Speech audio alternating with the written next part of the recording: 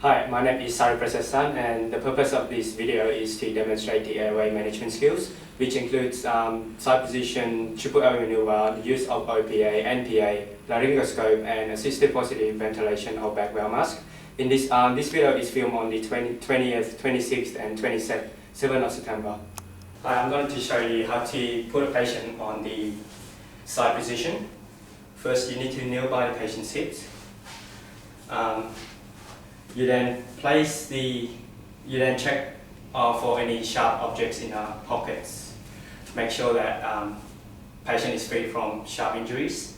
You then place the far arm straight, and the near leg you bend it up, and the far leg you make it straight like this. You then fold the near arm across the chest. You grab the patient's hips and shoulder and rotate away from you, like this.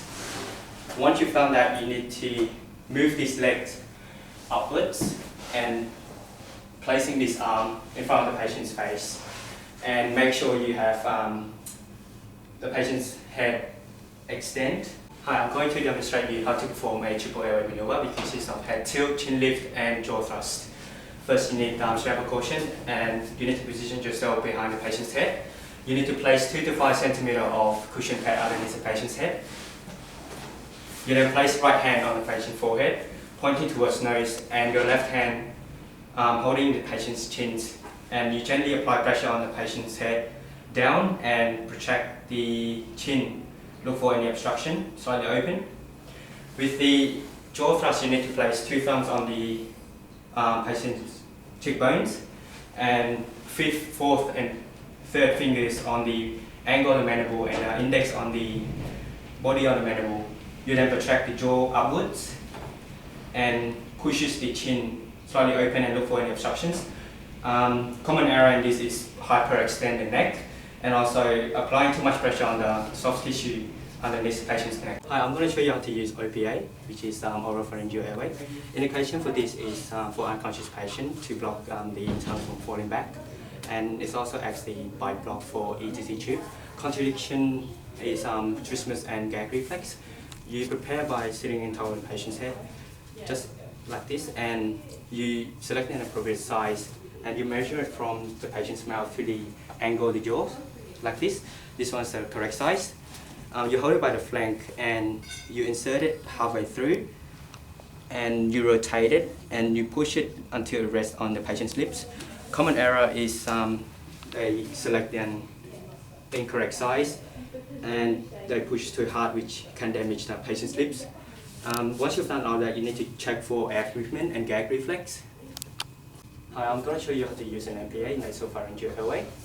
It is used for patient who is unconscious with trismus, contradiction, facial fracture, nasal trauma and brain injuries, and contradiction basal skull fracture, CFS from nares and ears. We first then prepare the patient. We check for an airway and remove any obstructions. We select an appropriate size, measure it from the corner of the nose to the earlobe, and we lubricate it. And we inspect for any obstruction of the nose, select the largest nostril, and we simply insert it softly until it rests on the nose. Common error, selecting an inappropriate size. We've done that. We check for gag reflex, listen and feel for air movement. Thanks. Hi, I'm going to show you how to use a laryngoscope. You need to position yourself behind the patient's head. Make sure there's no obstructions. You need to perform a manual airway clearance and also triple airway maneuver. You need to have the laryngoscope on the left and suction on the right. You then hold the laryngoscope on the left hand. Make sure it's tight and bright. You go from the right to left. As you go along, the tips of the laryngoscope has it on the molecular groove. Make sure the vocal cords are seen. You're keeping the tongue on the left hand side. You check for airway and any obstruction. Common error in this is applying too much pressure on the teeth. Show you how to perform a ventilation with a background mask. First, you position yourself behind the patient's head. You manual clearance. You check for any obstructions. Triple airway maneuver. You then insert the NOPA. Once you've done that, you need to select an appropriate size of the bag whale mask. Make sure you have a good seal between the patient's face and the mask.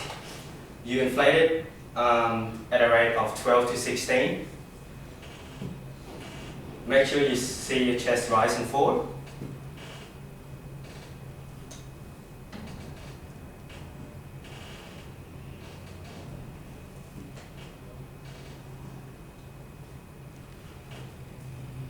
Common error is people tend to overinflate the bag whale mask.